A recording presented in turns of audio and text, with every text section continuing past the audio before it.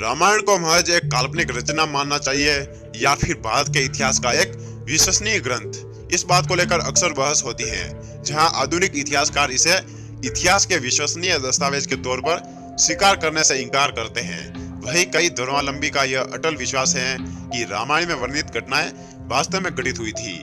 हम यहाँ इस विवाद के ऊपर कोई निर्णय तो नहीं दे रहे हैं, लेकिन आपको हम ऐसे कुछ अटल साक्ष्य यानी सबूत दिखाने जा रहे हैं जिन्हें देखकर आप खुद इस निर्णय तक पहुंच सकते हैं कि रामायण कोई काल्पनिक रचना नहीं बल्कि वास्तविक घटना थी। तो दोस्तों, वीडियो शुरू करने से पहले आप इस लाल कलर के बटन को दबाकर हमारे चैनल सब्सक्राइब कर सकते हैं ताकि आगे से आने वाली कोई भी वीडियो आप मिस ना कर पाए। सुग्रीव की गुफा। बाली से युद्ध के पश्चात डर के कारण सुग्रीव जिस गुफा में ठहरे थे वह गुफा आज भी मौजूद है। कई वैज्ञानिकों ने कार्बन डेटिंग के आधार पर यह पता लगाया है कि यह गुफा रामायण कालीन है और ज्ञानपट्टी टीम की सरकार ने यह मांग करती है कि इस गुफा की पूर्ण रूप से जांच कराई जाए और सरकारी रूप से यह घोषणा की जाए कि यह सुग्रीव की गुफा है। प्राचीन कहानियों के अनुसार बाली को मातंग ऋषि ने यह श्राप दिया था कि अगर वह ऋषिमुख पर्वत पर गया तो उसकी मृत्यु हो जाएगी। यह बात स्वयं सुग्रीव को भी पता थी, इसी कारण बाली के डर से वह इसी पर्वत पर आकर रुके थे। अशोक वाटिका। इसी संस्था ने श्रीलंका में स्थित अशोक वाटिका को भी ढूंढ निकाला है, जिधर माता सीता का हरण करने के पश्चात उन्हें बंधक बनाकर रखा गया था। संस्था के मुताबिक एलिया पर्वतीय क्षेत्र की गुफा में माता सीता को रखा गया था, जिसमें सीता माता के नाम से एक मंदिर भी स्थित है। यहीं पर आंजनेय हनुमान ने निशानी के रूप में राम की अंगूठी सीता को सौंपी थी। रावण का महल। संस्था के मुताबिक उन्होंने लंकापति रावण का महल भी ढूंढ निकाला है, जिसके अवशेष आज भी मौजूद है। संस्था के अनुसार यह वही महल है जिसमें महापराक्रमी भगवान हनुमान ने जला दिया था। और जब संस्था ने इस शहर को प्राचीन होने की जांच की तो उन्हें यह जानकर बहुत आश्चर्य हुआ कि यह जगह वास्तव में उनकी सोच से भी कहीं ज्यादा पुरानी है। राम सेतु। राम सेतु, जिसे अंग्रेजी में एडम्स ब्रिज भी कहा जाता है, भारत के तमिलनाडु के दक्षिण पूर्वी तट के किनारे रामेश्वर द्वीप तथा श्रीलंका के उत्तर पश्चिमी तट पर मन्नार द्वीप के मध्य चूना पत्थर से बनी एक श्रृंखला है।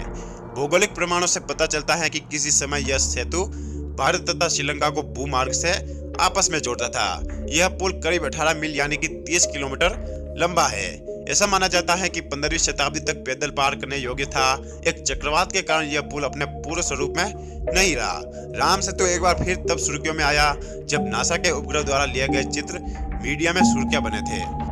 समुद्र पर सेतु के निर्माण को राम दूसरी बड़ी रणनीति जीत भी कहा जाता है, क्योंकि समुद्र की तरफ से रावण को कोई खतरा नहीं था और उसे विश्वास था कि इस विराट समुद्र को पार कोई भी नहीं कर सकता। रावण के 4 हवाई अड्डे।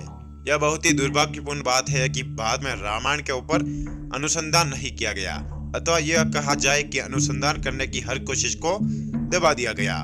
लेकिन श्रीलंका की रामायण अनुसंधान कमेटी ने इसकी ओर जांच और रामायणकालीन रावण के 4 हवाई अड्डे ढूंढ निकालने का दावा किया है।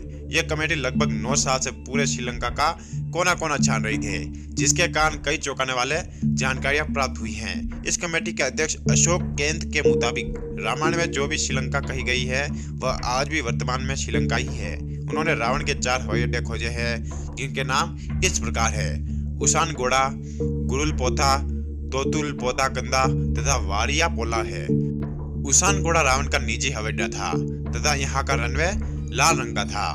इसके आसपास की जमीन कहीं काली तो कहीं हरे घास वाली थी। जब हनुमान जी सीता जी की खोज में लंका गए थे तब वहां से लौटते समय उन्होंने रावण के निजी उसान घोड़ा को नष्ट कर दिया था। हनुमान जी के पद चिन्ह। रामायण में वर्णन है कि जब हनुमान जी ने सीता जी की खोज के लिए समुद्र पार किया था तब उन्होंने विशाल रूप धारण किया था। इसलिए जब वो श्रीलंका पहुंचे तो उनके पैरों के निशान वहां बन गए थे, जो आज भी वहां पर मौजूद है। तैरने वाले पत्थर। समुद्र पर पुल बनाने के लिए ऐसे पत्थरों की जरूरत थी जो पानी में तैर सके।